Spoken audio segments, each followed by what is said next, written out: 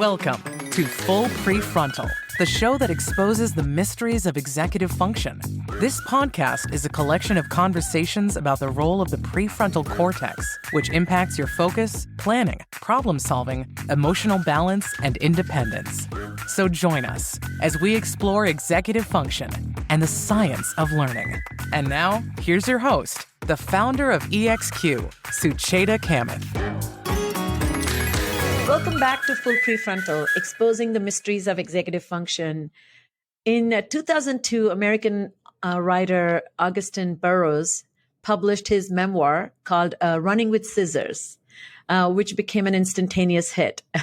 However, the book is quite intriguing and fascinating because it describes life events, particularly bizarre childhood life events of Augustine when his mother, who was an aspirational poet, probably suffering with some mental disorder, sends him to live with a psychiatrist.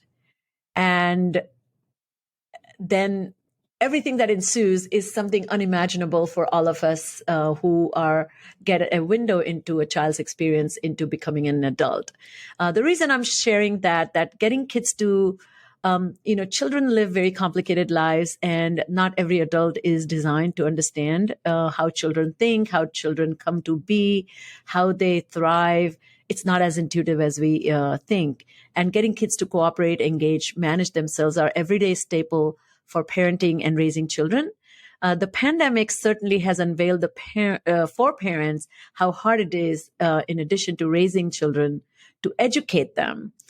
So our good faith effort to raise well-adjusted, emotionally balanced, and psychologically wise children and teens is far too often can be a pipe dream. So with that in mind, I have a fantastic guest who specializes in helping us achieve that dream and also kind of recognizing that these are processes and skills that can be developed with guidance and training.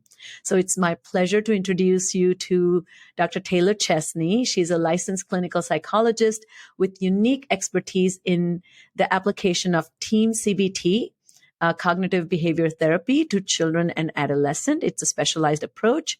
A graduate of the School Clinical Psychology Psy.D program at Pace University in New York City. Dr. Chesney then trained with David Burns, who has been a guest on our podcast at Stanford University, and her fellow therapist at FGI, which is Feeling Good Institute, for several years, mastering Team CBT. Now she teaches Team CBT for the Feeling Good Institute and is the director of the new Feeling Good Institute in the New York City.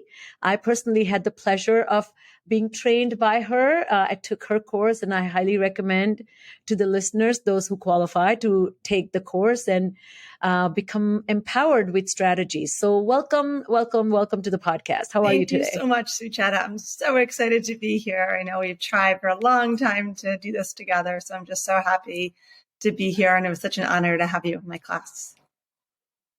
Thank you. So my first question is about this challenge that, before we started the recording, we did talk about that, it's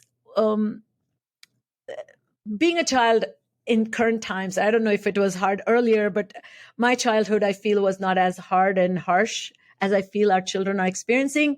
So what, in your opinion, are everyday challenges that children face in coming of age and becoming young adults? Yeah, it's a wonderful question. And I'll share that I both will answer this question with professional knowledge, as well as myself raising 3 young children during a pandemic. Right now I have a 7, 5, and 4-year-old, and have to get used to saying 4 because he just turned 4.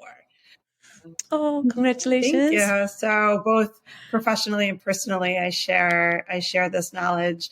It's hard to be a child these days, and it's hard to be a parent, right? I think a lot of the unique challenges of parenting during a pandemic mean lots more time together, lots more anxiety, and lots less predictability and need to roll with the punches, right? And what we know about children is that they thrive being social, being out, and having predictable schedules, right? And that's just not what has been on the table for the last 18 months, almost 2 years, right? And so we had this period where everyone was at home, and then this like in between where people were in a hybrid school, some were at home, and now this sort of returning to normal, and we don't know what normal will look like or when it will be normal. Yes. And we have kids that have been all impacted in lots of different ways. So I think children these days face just such challenges kind of recovering and coming back from that, as well as the trauma that this has been for parents. An interesting thing you say that, my heart is with you because you're raising little kids, and it's not easy. My kids are older now, but are these challenges you feel they are distinctly different than how it was 10 years ago? And we do have a lot of literature that talks about particularly social media and handheld technology that has transformed the way. Now, I was reading about an anthropologist talking about that as human beings in their lifetime were not designed to know more than 100 people, encounter 150 people. And then here we are encountering millions of people that we will never meet, and their opinions and their ways of life, which was not even supposed to be part of our knowledge. And that one of the things is very overwhelming for children. I think their world is so different than kids' worlds 10 years ago, right? I think this has been going on and being said for a long time. But when we were children, we would go to school. Maybe someone was mean to you. Maybe you were left out. Maybe you weren't invited to a birthday party. Maybe you didn't make the soccer team, but then you left, right? And had a break from that. And you got to retreat to your family, and you got to retreat to the 1 or 2 or maybe 3 or 4 friends that you chose to have a play date with. Now kids don't have that separation. And not only don't they have that separation, but all of those things, whether it's academic, social, athletic, that they're struggling with at school are now being brought home. And then on top of that, they have to manage that addiction, right? Like, do I do my schoolwork? That is delayed gratification, or do I engage in social media, right? And so I think it's, even if we're just looking at technology, the world that our children are living in is just completely different than it was even 10 years ago. And then on top of that, I think, the distinction that what we thought was unique to children with ADHD or some impulsivity was unique to, or behaviors that we thought was disorders, it's now to me a commonplace. You have a father who's at a dinner table, can't put his own phone away, and then is telling the children to not do the same. And there's just that hypocrisy. As I say, not as I do, right? Yes, exactly. About shaping behavior and child development, that modeling behavior and what our children see in us is the number one way in which we learn. So yes, in theory, parents can have one set of rules for themselves and children can have another, but it's just not as effective that way. So then, just to circle back to the question about parents, are they facing, in your mind or in your opinion, similar challenges in parenting that also are looking a lot different than 10 years ago, or when you and I were children? How has that changed over time, you see? I love the parenting responsibility. I have these conversations with my parents all the time that being a parent now is much harder and much more complicated, right?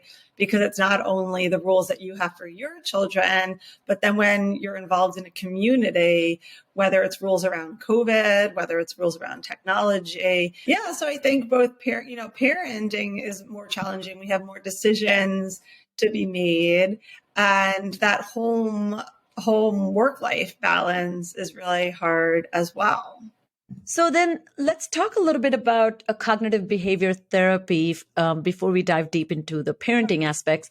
So when we talk about emotional, psychological development of children and cognitive development, maladaptive response to stressors or adjusting to challenges in a not so favorable way is a commonplace thing, and that leads to distortion. So can you talk a little bit about the premise of how commonplace it is to have a way to make meaning of unfortunate or unsavory experiences in life, and how does CBT work? And then we can maybe also talk a little bit about specialized training of team CBT. Well, so many wonderful questions there. I'm not sure I'll be able to answer every aspect of it, but I'll start with sort of a general layman's term definition of what cognitive behavioral therapy is and how we can use that to benefit children. The idea is that it's not the events of our life, what happens to us, that determines how we feel, but what we tell ourselves about it, right? A child can get a 90 on an exam, and one child can be thrilled, and one child can be so upset. And it's because of the story they tell themselves about it. And that story is not always based in fact, right? That story can be based on cognitive distortions, such as it'll always be this way, I'll never do better, I always put a lot of effort in, and I never get the results I desire, right? So it's not so much about what happens to us, but what we tell ourselves about it.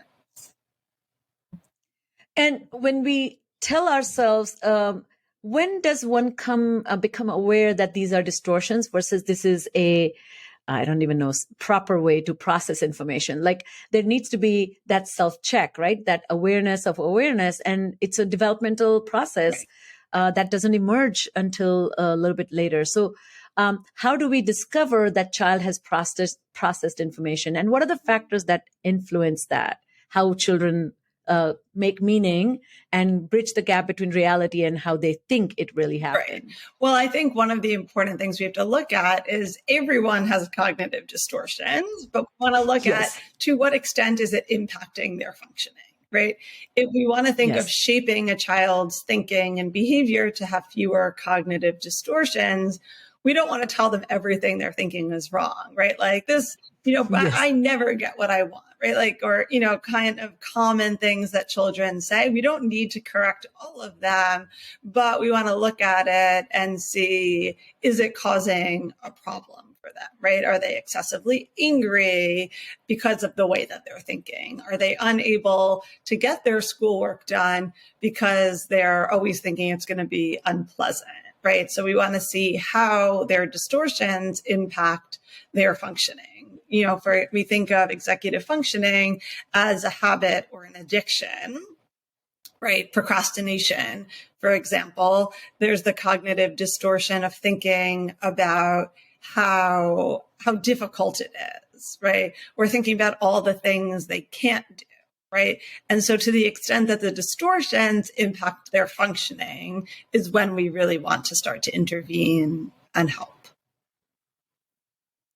And what I have learned so much from you and David and all the work so my work is in cognitive retraining. So we're working on teaching children, adolescents, and adults how to think about their thinking, how to categorically analyze information, make deductions, and engage in higher order thinking abilities. But I felt that my training really left this important piece of distortions and managing your beliefs about your behaviors and your attitude towards life experiences. And second thing, I think what also became so evident to me was this, I am not my thoughts. So the thoughts that I feel are temporary, and they also are under the influence, if you think about it. And they change and shift. And that was such a powerful revelation. So can you speak to that a little bit? That is this idea of cognitive behavior therapy, where you're helping people, if I'm understanding correctly, develop a relationship with their own beliefs and thoughts, but also change using some agency over it. Are these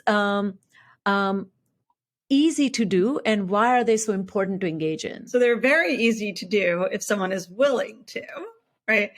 Yes. So maybe motivation we can talk about. One of the challenges with working with children and adolescents is, who is this a problem for, and who wants to do the work to change?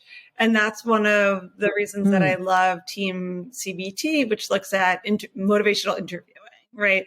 Is it the parent that wants help? Is it the child that wants help? And who is this really a problem for, right? So if the child wants to get into a good college, or wants to get good grades, or wants to have privileges and is not, and they're willing to work on it, then it's somewhat easy to kind of teach them these tools and techniques. works, right? But it's not like a medical doctor or a mechanic shop where it's like, oh, my child has this problem, let me drop them off and get a tire changed, right? It requires work and an effort and a willingness to say, hey, this isn't working for me. So can you walk us through this team approach? The acronym stands for T for testing, E for empathy, A for agenda setting, M for methods, and correct? What specific, you want me to just kind of explain? Well, no, it's just one thing that interests me is two things actually. One is the empathy, E for empathy. This is such an important process that I also like.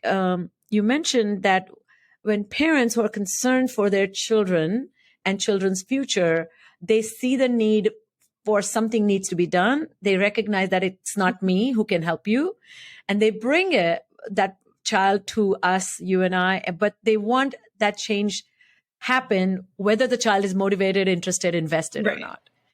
And second, they never question whether their own motivations are appropriately aligned to the child's best interest or not, right? Yeah. So empathy, you talk a lot about empathy in your work and in your training. So maybe you can share with us what role does it play and how valuable it is in supporting the whole family. Yeah, I don't think a family can be successful helping their child unless they're willing to look at their own communication style. And David Burns is credited with developing the 5 secrets of effective communication.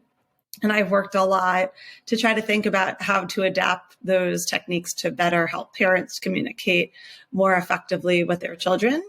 And the 5 secrets of effective communication are, the first is the disarming technique, where you find some truth in what the other person is saying, even if you don't disagree, even if you don't agree. And I find parents struggle with this the most, right? Because when a child says, it's not fair that I don't have phone privileges at all night, right?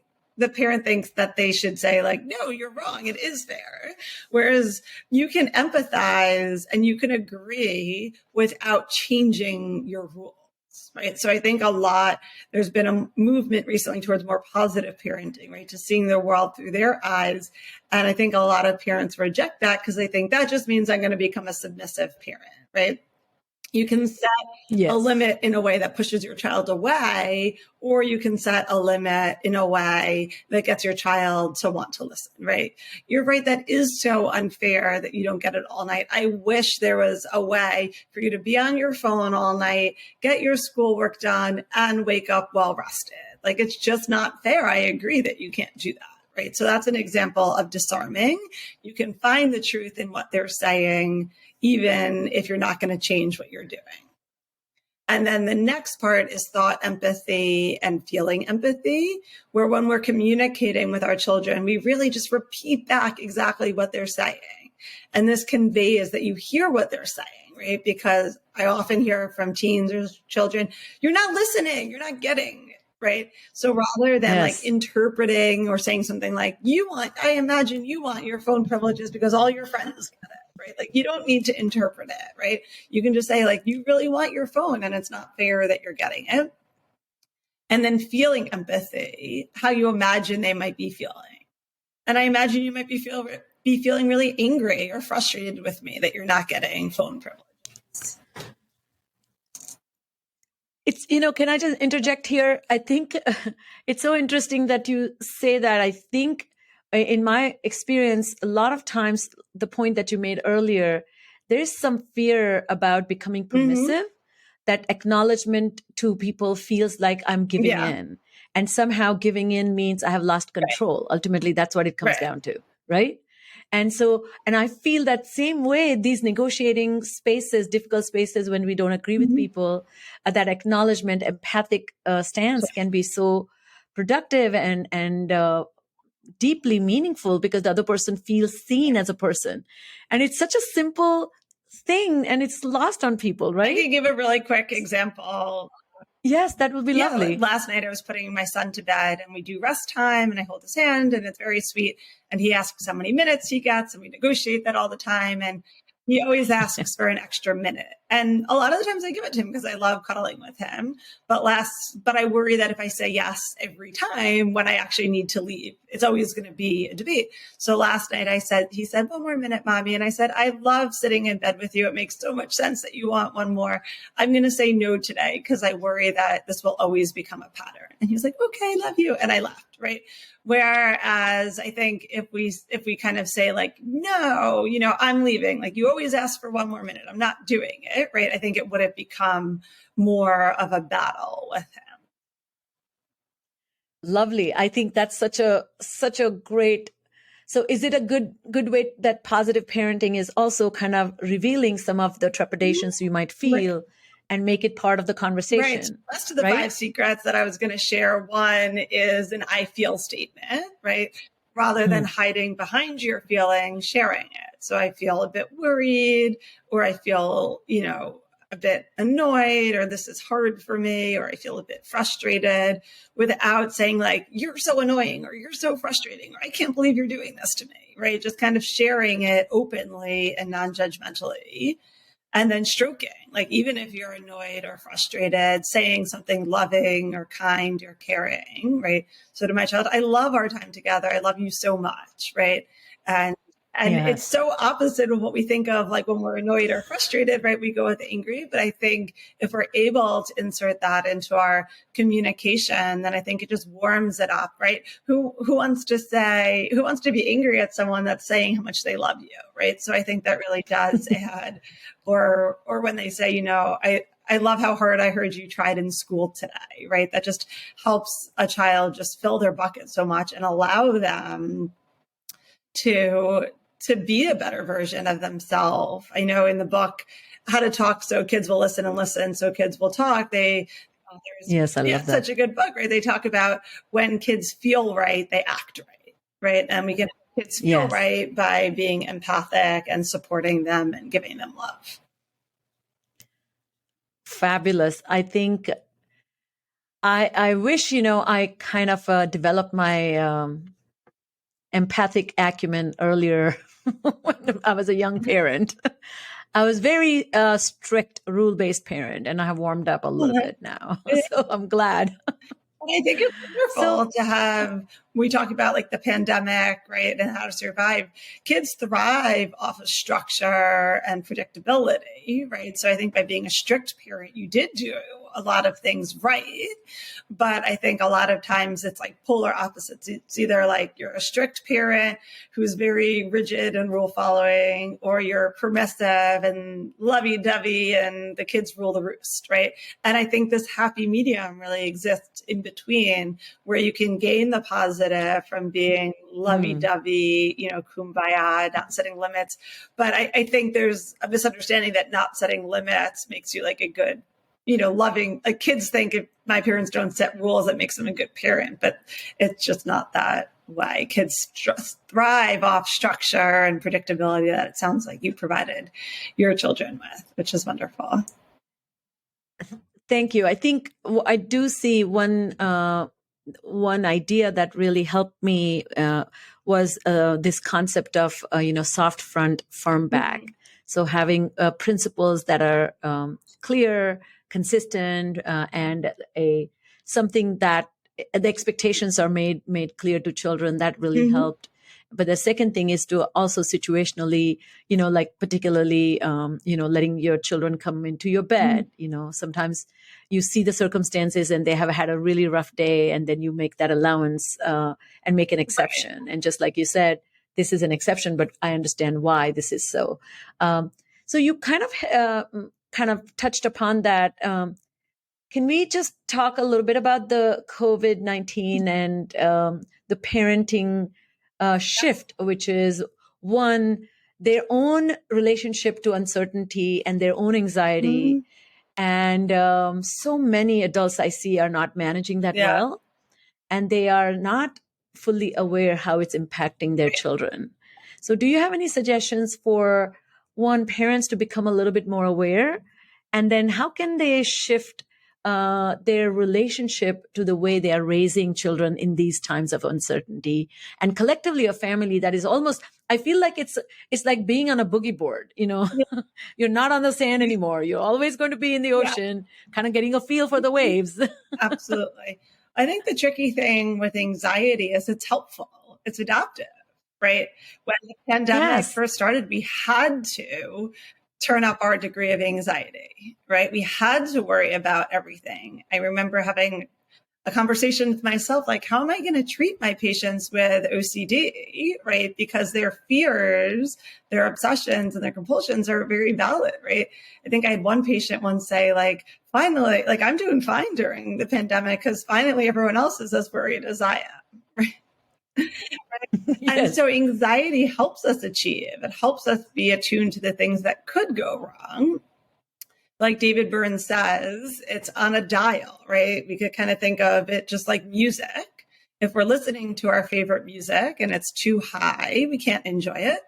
And if it's too low, we also can't enjoy it. So we want to find that volume that works for us, and protects us, but also allows us to live. Right.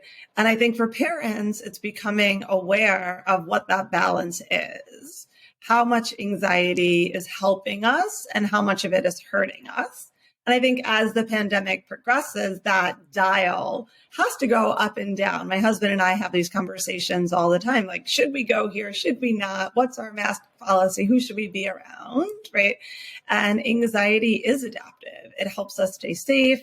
It helps us prepare for sporting events. It helps us prepare for schoolwork, right? We need to feel a little bit up. If we were just kind of like chill and on a beach all the time, right? And never had a care in the world, we wouldn't function well, right? So anxiety isn't a switch that we want to turn on or off, but we want to kind of take a sense of how is it positively impacting us and negatively impacting us. And I think as parents, that's how we can first check in with ourselves, right? And see how our own anxiety is impacting our children. We want to look at, are there changes in our children's sleep, their eating, their focus, right? Their weight, right? Weight sometimes could show that they're not getting enough exercise, too much exercise, eating too much, not eating enough. So we want to look at the big picture of how we're functioning and what role anxiety is serving. So helpful. So helpful. So as you think about your own pandemic parenting challenges, what came easy and what came hard for you as somebody who trains people and guides people? Did you find anything became a challenge for you? Well, it all became a challenge for me. My husband is an ICU and emergency room doctor. So oh my goodness, when the pandemic started, he moved to a different apartment so that we would all stay safe. And so I was thrust into homeschool, running my practice and taking care of my children's emotional well-being. I feel fortunate that my children were very young. Like, I think little kids, little problems, big kids, big problems, right? You know, their needs for protection were met, their love, you know, they were on the computer with friends. So I felt very fortunate in the sense that they had a lot of the things that they needed. Not that much was taken away. But I think it became on us to kind of, you know, usually you go off to work and your kids go off to school and then you come home later in the day when work is over and when school is over and you get to play and hang out and have fun. But all of a sudden we had to kind of manage homeschooling, physical activity, social connection, structure, free time, right? So all of those needs of children kind of fell upon me. So it was definitely challenging, but I think what really got me through was sort of choosing my battles. And I think this is a parenting strategy that can help during a pandemic or not. Kids have a need for control.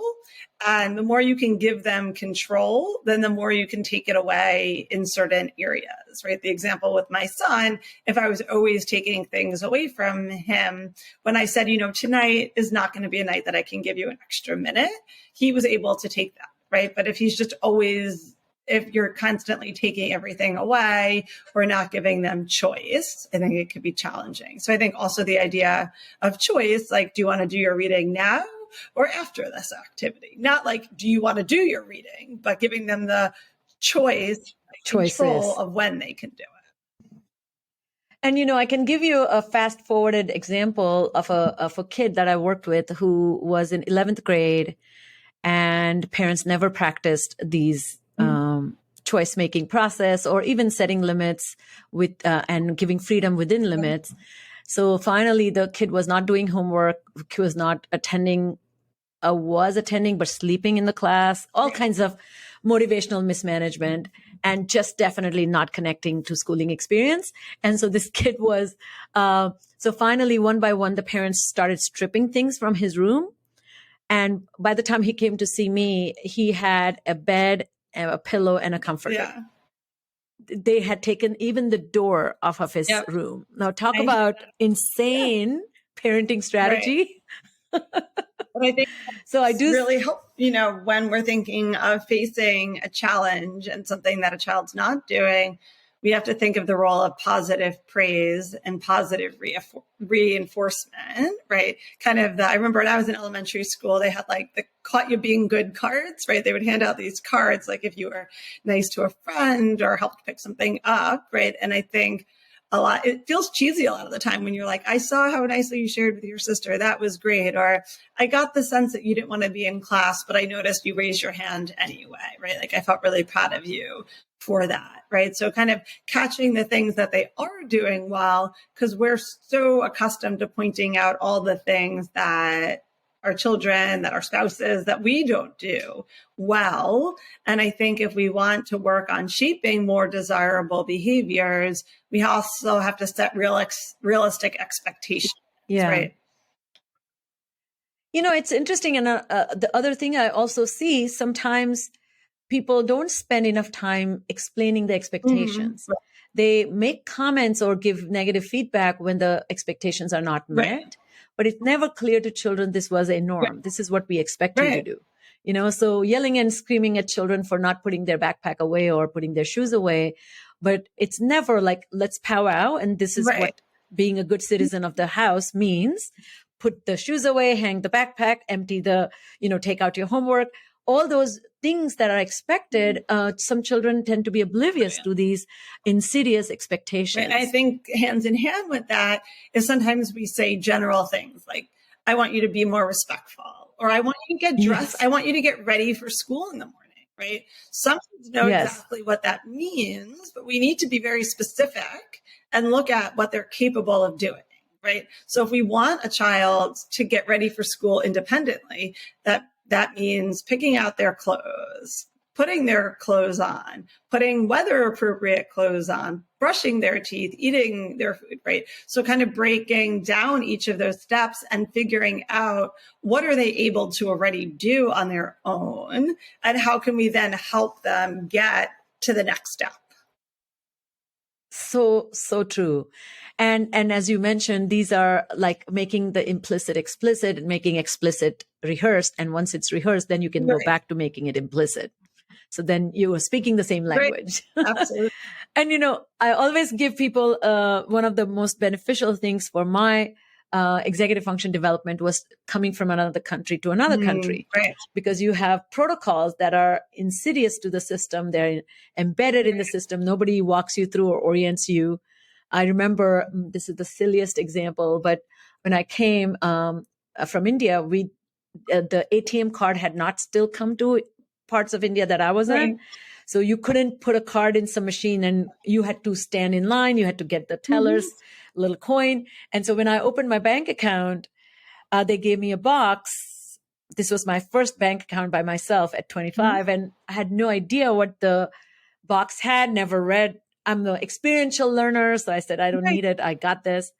And then 2 weeks later, a friend of mine, American friend, and we went for a movie, and she said, oh, I just need to withdraw some money. But I said, but the banks are closed, and I couldn't understand. Then she stands in front of this little hole, and then she takes out money. And I was like, what just happened? I said, she must be rich. So many things went through my head that this is a privilege that some people have. And then then she said, don't you have a bank account? And I said, yes. And she said, well, you must have an ATM card. I said, really? And then I ducked through, got my ATM card. So my first ATM withdrawal, there were 5 people behind me and they were rolling their eyes like, what is up with this woman? I accidentally chose the Spanish instead of English, then I didn't know what I went wrong. I couldn't read it. Anyway, what I'm saying is this. Yeah. Things that you take for granted, right? It's like, yes, being a child is being taught how to get money out of an ATM in the US. Yes. And so you talk about independent. I was highly motivated. I had great grasp on language. I had great desire to manage myself. Just didn't know the protocol. Exactly. So it's a gift to our children, right? To really kind of break it down, right? If you want your kid to be more respectful, more organized, right? Like, what are the specific steps that are involved in that?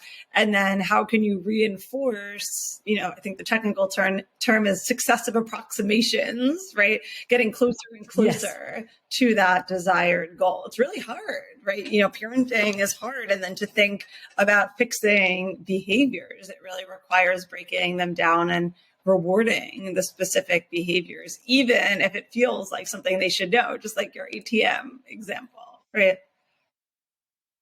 So as we come to an end, what are your thoughts about punishment? Or we talked a lot about desirable behaviors and talked about positive encouragements. And what do you do for infractions that cause harm or are inappropriate and socially unacceptable, or even more morally unacceptable? And what is a good way to teach children to, one, understand that this was wrong and why, but second, not to repeat it. And lastly, not to lie, because I see a lot of trend in my practice of children being so afraid of their infractions that they blatantly lie. And then the parents make a federal case about the lying. Then the reason why somebody may feel a desire to lie. So my thoughts on punishment are, it's not so much about the punishment, but getting a teachable moment. And I think all children are different. For my children and a lot of children that I work with, I can't think of a single punishment that has led to a teachable moment or a change in behavior. There are some kids that I'm sure it does work for, but a punishment without teaching doesn't work. And I think punishment often, not all the time, leads to a shutdown of a child's ability to learn, right? They're so defensive, they feel so bad that they're not able to grasp what's going on. And I do think with a combination of empathy, like talking about the 5 secrets of effective communication, if you're able to communicate with your child in a way that they can talk back to you in an appropriate way and you can have a dialogue about it, I think that's where the teachable moments are. And I find that a lot of times lying comes from fear, right? And children thinking that if they do share, that they won't be listened to, right? And that's why I think the 5 secrets can be really helpful. Like if my child comes home and says, like, the teacher got upset with me today, I think you're going to be mad. And I might say something to him like, that must have been really hard for you, for the teacher to get upset with you. And, it would be amazing if she never did, but that's not how life is. And as long as you're continuing to try to improve upon what you're doing, I don't feel upset, right? And I want you to be able to talk to me. And so I think a lot of times lying comes from fear.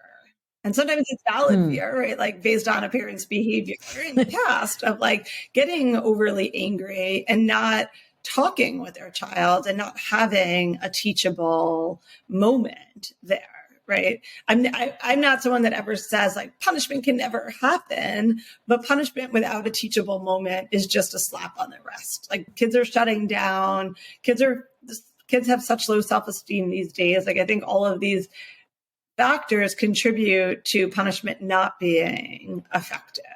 I think things like, let's take a break from the situation, or even if parents are angry, like, I'm going to walk away from this situation. I think modeling a way that you would like them to respond or act is much more effective than punishment. So I respect families and their cultures and their home dynamics and what they value. If someone needs to give a punishment, that's their choice. But if we're thinking of that as a way to improve behavior, behavior, I'm not sure that that leads to a teachable moment. So important. And I really appreciate you kind of really redirecting parents' attention to teachable moment, because I think that is one thing that can really cast growth in the child. Mistake making is so essential, and mistake making is so integral. By definition, when you're a child, that means not knowing a lot of things. And so mistakes and also faux pas that harmful even can be integral to that life experience. Another thing that I see that parents don't do often enough is they don't share their own vulnerabilities. They never show or reveal their own faux pas or misgivings or miscalculated moves. Right. So almost projecting this perfection of some sort that I get this right. I remember I had a strange parent in my office once where the little girl was 9 years old and she was getting bullied. And she definitely had a lot of social pragmatic difficulties. She was not able to read the cues, social cues. She didn't have friendship making skills, and so she would go to another kid and grab what they were playing and say, "Play with me." So this was her strategy. Completely wrong and not working for her. And then the other people would grab it back, and then she would complain. So then the other child would get reprimanded for grabbing things. So this went on. And so finally became the teachers observed. And so the parents brought her to me, and I, for a first visit, kind of brought the parents in. And the father says to me, "I don't understand what the big deal is. I was exactly like her. And now I'm a CEO of a very large company. So I don't care what the other kids are doing. Look how I turned out." And so I felt like, look how you turned out. You actually don't care about other people's feelings. And that's not cool. I mean, I didn't say any of that.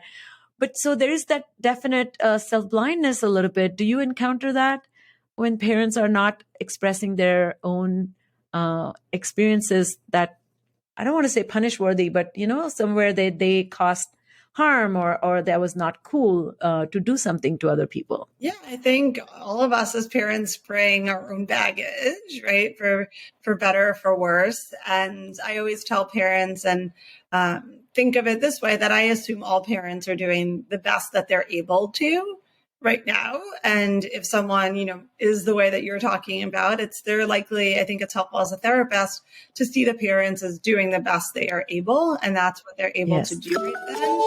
And I see it then as my job to see if there's skills that I can help them with to be a better parent, right? To kind of work through some of the challenges, right? And as parents, we're human too, right? We're not perfect. Yes. I think the 5 secrets of effective communication is also really helpful, to use with our spouses, our partners, our children, right? To kind of admit our flaws. Like, it's okay to upset someone, but it's also okay to accept responsibility for it too, right? We're not going to be perfect as parents either. So as we end, I always love to ask my guest, what are some of the books you're reading that have influenced you, or you feel the audience might benefit reading the same, so they can be as empowered and ready to take charge of their own parenting as well as raising children? Yeah, I mean, my 2 biggest mentors in the field are Dr. Jacob Towery at Stanford and Dr. David Burns, author of Feeling Good and Feeling Great. So that's kind of like my Bible of everything I do. Is the book. His newest book is Feeling Great. He also wrote Feeling Good, which is a love. And then Jacob Towery, who's a wonderful child and adolescent psychiatrist who I've learned so much from, wrote the book, the antidepressant book, which talks a lot about the application of team CBT for children and adolescents. So I think that's a great one. And then as a parent, one of my favorites is How to Talk So Your Kids Will Listen and Listen So Your Kids Will Talk. I read that as a mom, as a therapist. It's just been something that I've referenced a lot, that I really feel like the core and the foundation of child development is in your relationship with your children. And I just feel passionate about helping parents develop that. And I treasure that with my own children too. Well, fantastic. Well, that's all the time we have. Thank you, Taylor, for your insights, your wisdom, and warm and compelling ways to invite parents to look at children as wholesome beings and really supporting them in all possible ways, even though we are doing our best, and our best may not be the best all the time. Right. Not yet. Yes. So with that, thank you. And so stay tuned. If you love what you're listening, share with as many people as possible. And until next time, once again, thank you for tuning in to Full Prefrontal, Exposing the Mysteries of Executive Function. Thank you, Taylor. Take care. Thank you for listening to Full Prefrontal, Exposing the Mysteries of Executive Function. To contact your host, Sucheta Kamath, and learn more about her work on improving executive function, visit her website at exqinfiniteknowhow.com. That's www.exqinfiniteknowhow.com. Tune in next week for another informative episode of Full Prefrontal, hosted by the founder of EXQ, Sucheta Kamath.